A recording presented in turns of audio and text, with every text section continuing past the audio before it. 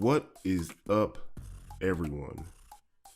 It is I, Julian Moffitt, with the first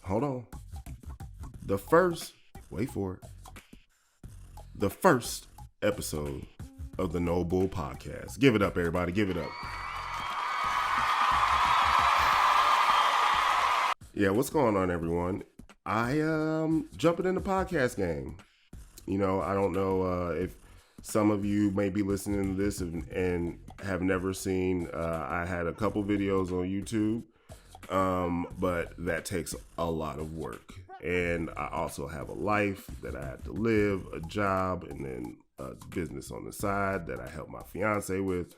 So we're going with the podcast game because it's a lot easier for me to get content directly to you.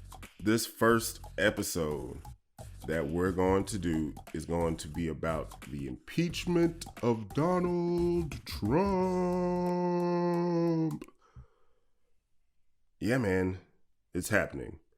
The impeachment of Donald Trump. I mean, we can't really just let this go by without, we have to acknowledge the fact that only two other presidents have actually been impeached before. Andrew Johnson and Bill Clinton. Only two presidents in history that have been impeached by the House of Representatives. Nixon was almost impeached, but he resigned before then because, that case was just a little too strong against your boy. So we're here. We're in it. We are in about day almost 80, I believe, since whenever I'm recording this, about day 80 in the impeachment of Donald Trump, since the hearings and everything have started. And with these hearings, I mean, we had testimony from over a dozen nonpartisan diplomats and national security officials, some that were appointed directly by Donald Trump, others, bureaucrats that have been there through multiple administrations. But some of these people Donald Trump handpicked to work for him, including Ambassador Sondland. I don't know how deeply a lot of people might be watching or know of what's going on currently, but Ambassador Sondland was a man who was appointed by Donald Trump to be the ambassador to the EU. He paid $1 million to a Trump Victory PAC in 2016, and he got himself a nice cushy ambassadorship. And he testified to the fact that Trump had abused his power by trying to strike a quid pro quo with the Ukrainian government, in which Trump held the military aid, is about $400+ million in military aid to Ukraine, and a White House meeting with the president of Ukraine over the head of the president, Volodymyr Zelensky, in order to open up, quote unquote, quote, you gotta put the quote marks in there, open up investigations into Joe Biden because his son worked on the board of a Ukrainian gas company that had formerly been, a company that was involved in corruption. This is what we're doing. We're impeaching Trump because of the fact that he basically said that they weren't getting the aid or the White House meeting unless they put Zelensky in a public box. This quote from a text message email thread that was sent between officials in Trump's administration and Ukrainian officials. Put Zelensky in a public box to say that he was going to open up investigations into CrowdStrike, which is a 2016 election conspiracy that Ukraine interfered in the elections, and into Hunter Biden, Joe Biden's son. This is where we are today. So there's some people that we haven't heard from, that people that work for Trump, like John Bolton, Rick Perry, Mick Mulvaney, Mike Pompeo, who is our Secretary of State, and he might be leaving to become a senator because, the fire getting a little too hot. But we haven't heard from any of them. Trump won't let them come talk. And all the people who did testify did so against the will of the Trump administration. They were blanketly told not to participate in the impeachment investigation. We've never had that before. And even as Republicans are still, sitting here basically trying to say, well, Ukraine got the aid, so it doesn't even matter. You're just mad because the president is running his own foreign policy agenda, yada, yada, yada. The thing is that, yeah, Ukraine got some of the aid. There's still like $20 million that they haven't gotten. That was just reported this week. But there's also current evidence that, Trump isn't really feeling Ukraine. Even though he says that the president is a stand-up guy and he thinks he's going to do what he said he was going to do, which was, run on an anti-corruption agenda. But Zelensky still hasn't gotten a White House meeting. Like, yeah, they sat down together at the United Nations meeting a little earlier this year, but Zelensky still hasn't been to the White House. And let's dig even deeper. Ukraine is currently still dealing with Russia being within its own borders, currently fighting a war against Russia. Like, that's what Ukraine's dealing with. And so Zelensky, as a person who was elected, an actor and a comedian, is having to go sit in front of Putin with Angela Merkel, Germany's chancellor, and Macron of France, and Zelensky is having to sit across the table from Putin and negotiate an end to this war that they're fighting. And where's the United States? Nowhere to be found. We weren't at that meeting. We didn't have representatives there. You think any other president, if this was going on, wouldn't be right there in the midst of that, trying to come to an agreement and show that we were on Ukraine's side? Even just to be there, have someone there.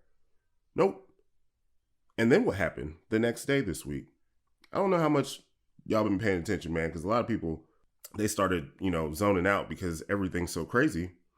But the very next day, there had been, stuff going around in the media that the Russians were saying that they were going to soon have Sergei Lavrov, which is their foreign minister, is basically their Secretary of State, that he was going to come to meet with Donald Trump at the White House.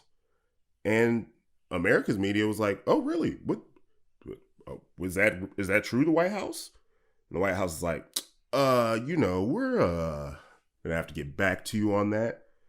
But, the day that Zelensky meets with Putin in France to come to a peace agreement, or at least start to have the conversation about one, the White House puts out a statement that he will be coming to meet with Donald Trump and Mike Pompeo and do a press conference even. Sergei Lavrov, the Russian foreign minister. The last time that Sergei Lavrov was in the White House was the day after Trump fired James Comey, the FBI director. Basically because he had opened up an investigation into his campaign and his ties to Russia and his campaign's ties to Russia. That was the last time that Sergei Lavrov was in Washington, D.C. And, he had a White House meeting with Trump the day after that Zelensky was in France meeting with Putin. So, as these Republicans are out here saying, Trump cares about corruption and, of course we, support Ukraine. That would be 2 White House meetings for Sergei Lavrov and 0 meetings in the White House for Volodymyr Zelensky as he sits in front of the former KGB agent, Vladimir Putin. Anyway, moving on, we're going to get into what's going to happen next as far as the vote in the House is going to go and what we have to deal with the Senate trial with Mitch McConnell at the helm. I got a lot to get off my chest about Mitch McConnell. So, impeachment. The whole next phase of this impeachment is where it could get crazy, but it might not. And that reason is Mitch McConnell. Now, the reason I say it could get crazy is because in a normal trial for impeachment, um, you know, what would happen next is the House would have a vote. Uh, Basically, almost all Democrats are in agreement that Trump needs to be impeached. When it came down to it, there were two Democrats that didn't even they opposed the impeachment inquiry, the vote for that. One of them was Colin Peterson of Minnesota. He's in a pretty heavy Trump district. And then another one was Representative Jeff Van Drew of New Jersey. Now, this dude has come out and said that he's more than likely going to switch parties and become a Republican. Could you imagine that? You got elected as a Democrat and then you're going to become a Republican as you're in office? And what Trump is saying is that he'll help him through the primary and try to put as much money behind him. This is what has been reported as far as Trump had a meeting with this guy, Jeff Van Drew, and told him that he would help him through his Republican primary. You know how he puts out the tweets and everything. And then he goes and like stands on the stage with them and acts like he knows who they are. And he would try to guide him through the general election between a Democrat, an actual Democrat, not one Democrat in name, but Republican, actually. God, some of these people, man. And we'll just have to see what ends up happening with him because, you know, other than him, there was actually a Republican who kind of had the same thing happen, except for the fact that he was for Trump's impeachment from the Mueller report. And because of that, he basically got excommunicated from the GOP and decided that he wanted to actually become an independent. So he has been the only guy who formerly had an R by his name that is for impeachment, has voted for the inquiry, and is going to vote for the impeachment. But next up after that, we go to the trial. And like I was saying, in a normal trial, you know, the senators would act as impartial judges. They would listen to all the facts and evidence, some witness testimony. You know, we might actually be able to get these people like John Bolton, Rick Perry, Mick Mulvaney, Mike Pompeo, get them on the stand, Trump on the stand, speak to the intent that he had during that call with Zelensky. But, you know, Mitch McConnell, who would be a juror in this trial, is basically saying that he's working with the White House on this. You know, so whatever he comes up with, him and the White House are going to be 100% in tune. He was on Hannity earlier this week, and he had a little strategy for how his trial was going to be run. This is him quoting verbatim. Everything I do during this, I'm coordinating with the White House counsel. That's Pat Cipollone. He's supposed to be the lawyer for the office of the presidency, not for the president. But, you know, Trump uses all his lawyers as his personal attorneys. McConnell said, there will be no difference between the president's position and our position as to how to handle this, to the extent that we can. We do not have the kind of ball control on this as a typical issue, kind of like, you know, all the 200 bills that he hasn't brought up from the House that are just sitting on his desk. Typical issue, for example, he says, comes over from the House. If I don't like it, we don't take it up. We have no choice but to take it up, talking about impeachment. But we'll be working through this process, hopefully in a short period of time, in total coordination with the White House counsel's office and the people representing the president in the well of the Senate. The people aren't supposed to represent the president in the Senate. They're supposed to be jurors. They take an oath. They're literally going to take an oath to say that they would be impartial judges in the impeachment of Donald Trump. So, you know, we can talk about the disarray in Washington and the partisanship in Washington and everything like that. But when you have people saying before any of the facts are presented, he's even saying he might not even do witnesses. They might not even listen to witness testimony. You know, Trump wants to have a whole shin fuck diggle, whatever the hell, when it comes to his impeachment. He wants He would probably want Obama there to testify. Of course, he wants Adam Schiff and the whistleblower, the person who, made this information an issue for him inside of his government. He'd want all of those people to testify, but McConnell's saying that, we might not even do that. We'll just hear some reports and then we'll vote, but you know how we're going to vote anyway. So, I think people need to understand that impeachment, the fact that Donald Trump was impeached by the House, will always be a thing that's attached to him. But when it comes to the Senate trial, everyone's kind of understands that where this is headed. And I think it's doing a disservice that people know that simply because of the type of person Mitch McConnell is, even if they don't know that he's the reason why. But it's things like that, what I just read, that the fact that he said, but we'll be working through this process, hopefully in a short period of time, in total coordination with the White House counsel's office and the people representing the president in the will of the Senate. It's things like that that make Washington what it is. And as bad as for everything that we have going on right now, this man is basically saying, yeah, you know what? Like, we've got to listen to this, but like, I might be asleep, but I'm going to vote anyway. So anyway, we just gonna move on for that because I could stay on that for a while. But, when it comes down to it in the Senate trial, there's something brewing, and I'm not sure if this is I think this is one reason why McConnell wants to move this ahead fast, because he said he wants this done.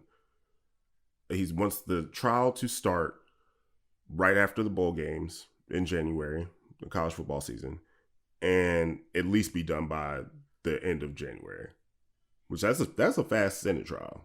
I mean, to be for real, that's a pretty fast Senate trial. I wanted to touch on this thing that I don't know exactly what's happening. It plays a role in this because the whole thing with Trump's impeachment is that he was telling people to talk to Rudy. Talk to Rudy. That's what he told a couple people in his administration. Gordon Sondland, Ambassador Bill Taylor, who was the former ambassador to Ukraine. Talk to Rudy. You got to talk to Rudy when it came to Donald Trump's distrust of Ukraine. And, for those who don't follow, Trump basically thinks because some people said bad things about him in Ukraine, and then somebody exposed his campaign managers, who is now in jail, Paul Manafort, exposed his ties to Russian pro-Russian parties in Ukraine, that Ukraine had it out for him. They had it out for him, even though he said that Ukraine should basically give Russia Crimea, which Russia stole from Ukraine because it wasn't their land. Because they said that they were upset that Trump would say something like that as a candidate, and they were going to back Hillary Clinton, who wanted to help Ukraine wrestle control of Crimea back from Russia. They interfered in the election. Not like Russia did, but they interfered because they said bad things about him.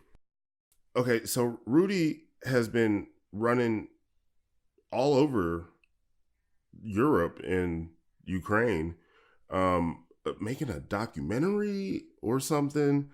And he's been working on behalf of Trump, basically saying that he was going to, find information that was going to exonerate Trump somehow, when it was supposed to be information that exonerated him from the allegations that were made against him in the Mueller investigation. But now he's saying it's going to exonerate him in the impeachment. So I don't know how he runs those two things together, which is the logical fallacy of most of these arguments and conspiracy theories that have been bombarded at us from high levels of government. But Giuliani isn't in the government, and I think it's a problem for people who are on Trump's side in the government, including Bill Barr, our attorney general, who told Trump that he wasn't being well served by his lawyer. But Trump is still working with Giuliani. Giuliani just went to the Ukraine. He had previously been over in Europe with two guys that he had hired as translators, Lev Parnas and Igor Fruman, who are now indicted for funneling Russian money into into Republican congressional campaign funds and into Trump's super PAC. And I hate to laugh because it's not funny, but it's just so obvious. And the other day, federal prosecutors requested that the court send Parnas to jail because he was trying to work himself a little deal. He wanted to come testify in impeachment inquiry and everything, but they recommend they send him to jail because he had not previously disclosed receiving $1 million in September of 2019, so just a couple months ago, from a Russian bank account and had understated the amount he had been paid to serve as an interpreter for a law firm. That law firm was supposedly perhaps on behalf of Victoria Tunsing and Joseph DeGenova, who have been working closely with Rudy Giuliani as well, who are working for a Ukrainian oligarch named Dmitry Firtash, who has been named by our own Justice Department as recently as 2017 as being an upper echelon player in the Russian mob. So yeah, that's fun. This is what Giuliani's been. These are people Giuliani's been just like chilling out with, hanging out with, investigating Joe Biden, quote unquote. What the fuck was he doing? He had been meeting with Russian friendly officials. Their names Yuri Lutsenko, Viktor Shokin, Konstantin Kulyuk, all of whom have faced their own allegations of corruption. And I guess he says he's doing this to undercut the impeachment proceedings that Trump is going through right now. And it's so bad that these documents that he's getting. Rudy's a free lawyer. Let's just put that out there. Rudy is working for free for Trump. He left a $6 million job at a law firm to come work for Trump during the Mueller investigation. Who was paying him? Well, because he doesn't have money like that. He had a couple divorces. He was about to have another divorce and had to go through that and split that money up and everything like that. But they decided they were going to settle. So who's paying him? Left a $6 million job. Come work for Trump for free to hang out with these people. Konstantin Kulyuk, Viktor Shokin, Yuri Lutsenko, all indicted on their own, indicted or either, publicly accused of being corrupt prosecutors in Ukraine because it is an issue there. But these are the people he's working with. Even Dmitry Firtash, upper echelon player in the Russian mob. This is what our Justice Department said about Dmitry Firtash. Firtash has already came to the media and basically said, hey, I knew what he wanted when he came to me to ask me about this whole thing. I didn't want any part of it. He's currently fighting extradition charges to come back and, deal with the corruption allegation money laundering allegations that he has to fight here. Dmitry Firtash does. But, Giuliani's wrapped up in these people who, are apparently working on Trump's behalf. That's who is running Trump's defense. So, and Mitch McConnell, the juror. And the last thing I want to get to is it's funny because when it comes to people in the Senate, like Ted Cruz and Lindsey Graham, it's just so funny to see them. And then you just go on YouTube or something and watch videos of them back in 2016 and the way they were so they hated Trump so much and the way they kiss his ass on a daily basis is anytime they can get in front of the cameras. It's about the Democrats want to impeach a president that was dutifully elected by a minority of voters. That's basically what we're talking about. And nobody is as craven as Lindsey Graham is. You know, the guy who tweeted out, if we nominate Trump, we will get destroyed and we will deserve it, back in 2016. He has been using his, little pulpit pretty nicely. He sits there on the Senate Judiciary Committee, and he just had, basically the guy who was investigating the investigators in the Russia investigation had him up on Capitol Hill. And we can get into the IG report at a different time. It's funny because it's a report that essentially does things that keeps the ball rolling on this both sidesism. Even though what we're saying on one side is that the FBI had due reason to investigate people in Donald Trump's campaign, and look what it turned up. All these people that got indicted, and this whole, issue of Russians interfering in our election.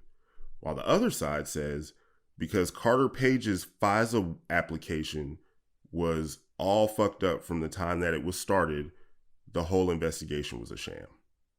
That's literally what we're dealing with. And so Lindsey Graham uses his pulpit to promote that, to be out there and saying that this is what was going on in the FBI, and isn't it terrible? And all those people that don't talk about the people that were indicted around Trump, just talk about how the FBI messed up on this FISA application. Even though I voted to renew FISA last year, I wasn't worried about it then. So Lindsey Graham is saying that he wants Giuliani to come testify. He said this before. He said that he wants Giuliani to come testify about his Ukraine trip. He doesn't know what he has. He thinks that it should be separate from the impeachment investigation because, they want to keep that nice and tight. Don't let anything come out that could implicate Trump. But sure, if Giuliani wants to come promote his Russian documents in, the Senate Judiciary Committee hearing, he can do that. But the funny thing is that he asked him to do that before. A couple weeks ago.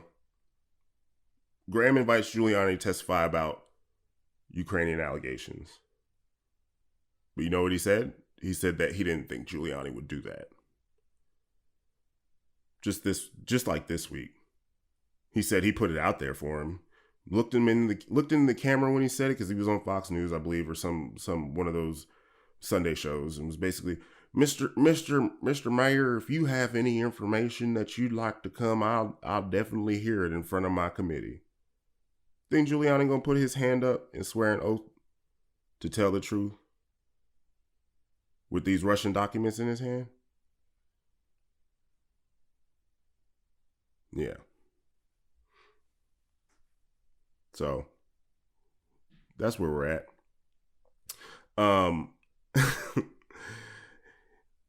Crazy times, man.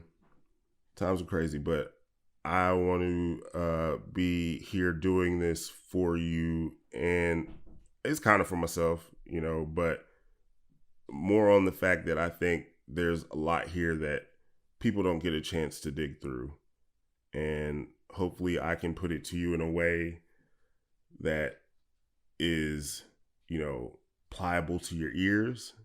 And even if you aren't totally for the impeachment of Donald Trump, then, hey, maybe my show might help you figure out that in order to save this country, in order to try to put us back on the right track and get us respected in the world again, and for us to be there when people have to have meetings with the Russian president, the former KGB agent, that the United States will be there by their side. In order for us to do that, then we have to impeach Donald Trump and remove him from office. That's my show. I appreciate y'all. We'll holler back at you on the next episode of Nobull. Deuces.